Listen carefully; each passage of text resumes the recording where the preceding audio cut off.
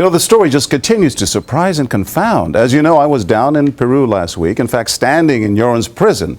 I saw him, I tried to talk to him, but sometimes it's much easier to get someone to talk to you without all the lights and cameras, and that's exactly what a Dutch newspaper reporter was able to do down there yesterday.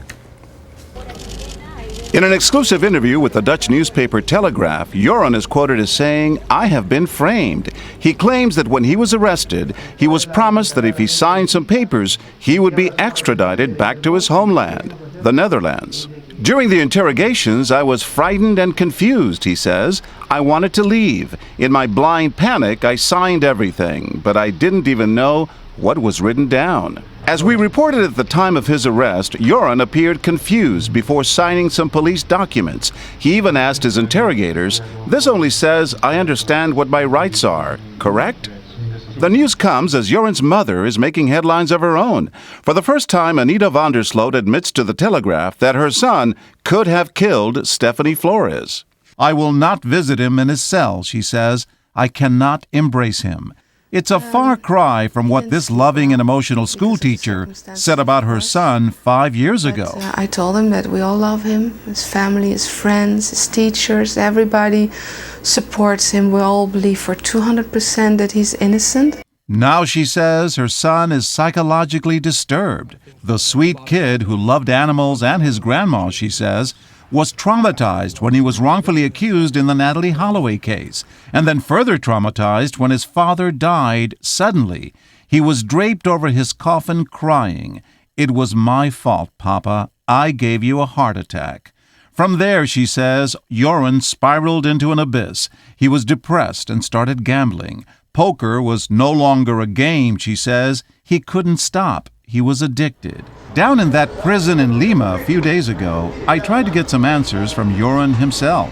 So Joran, we're with ABC News in the U.S. Joran, you have anything to say to us, Joran? Prison guards tell me Joran now sits alone in this archaic cell, reading and watching TV. In his Telegraph interview, Joran complains that at night, rats climb into his cell through his toilet, which is nothing more than this hole in the floor. His mother, 5 years ago. I cannot imagine Joran to be involved in any bad, negative occurrence. His mother today.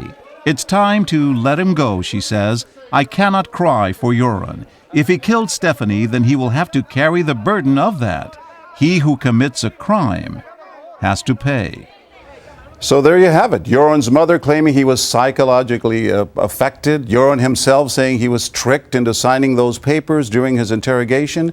Legal experts say it all sounds like he's starting to prepare a defense strategy. The fact is, they say, the evidence, those surveillance tapes, the murder scene, and yes, that confession, all that evidence is overwhelming, and there's little chance that a judge down in Lima will grant him any sympathy or leniency.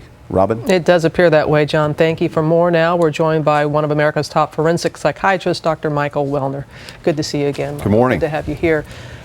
No surprise for many that he is now taking back his confession and saying he was coerced into doing it. What do you make of all this, Michael? Well, he has a voice, and he has a mountain of evidence against him, and he realizes that the confession was very damaging to him, not only with his legal situation, but with his own family.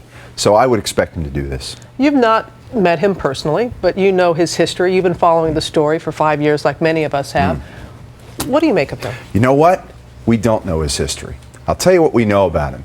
We know that Stephanie Flores was brutally murdered. We don't know why. We know what he says why. Right. We know Natalie Holloway is dead.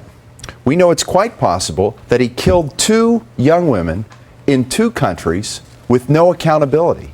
We don't know what he was doing between those times. We don't know if he resembles other people who in the United States go from state to state. Maybe he went from country to country because he had the financial means to do so and because he had a mother and a support system that said, my son can do no wrong. We don't know him well. His mother? I think there's a lot we don't know about Joran van der Sloot, and he's shown us there's a lot we don't know about him. And what can we believe and not believe? He says one thing and the other, but you're right that we don't know his true history. We just know what he lets us know. Presumably his mother knows a bit more.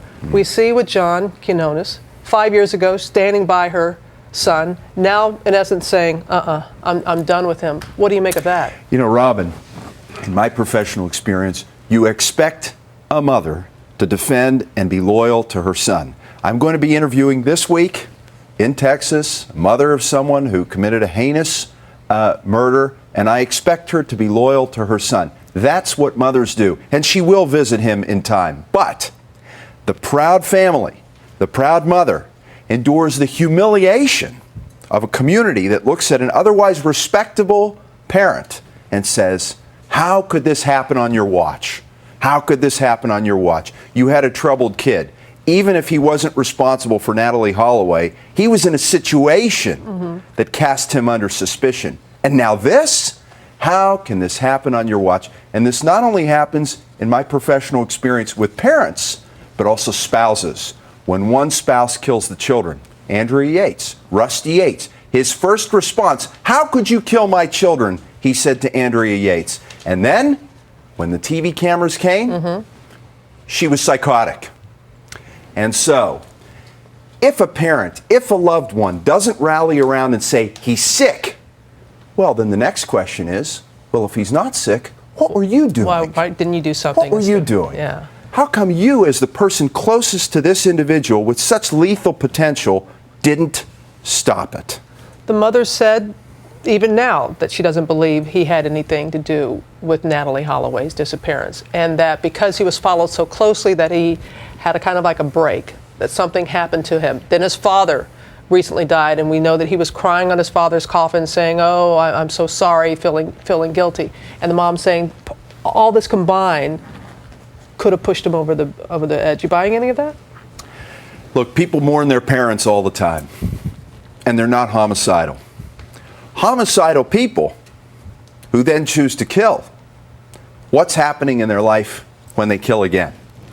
And that's the question that if Joran van der Sloot allows anyone to really get to know him and knows everything about his history and whatever he did with Natalie Holloway. Look, his father didn't die before Natalie Holloway disappeared. And so the mourning, sure, he may have been sad, but people don't kill because they are in mourning. They kill for other reasons and other motivations. You think we'll ever find out about Natalie Holloway, that he'll ever tell the truth? It's all about leverage. And that's where this confession comes in, and that's where negotiations come in. I am sure that given Peru's reputation, he would love to go back to Aruba, and that may be a negotiating point. But I'm also sure that Peru, given the attention to their legal system, and whether it's harsh and whether it's brutal, hey, they have an opportunity to show the world the rule of law. And I don't know that they're going to let go of that opportunity very soon. But it's going to give us an opportunity to have a window into van der Sloot because Peru recognizes itself under scrutiny, just like Joran van der Sloot. We appreciate the opportunity talking to you, Dr. Michael Wellner. I'm sure we'll be talking to you again. Have a good day. Thanks.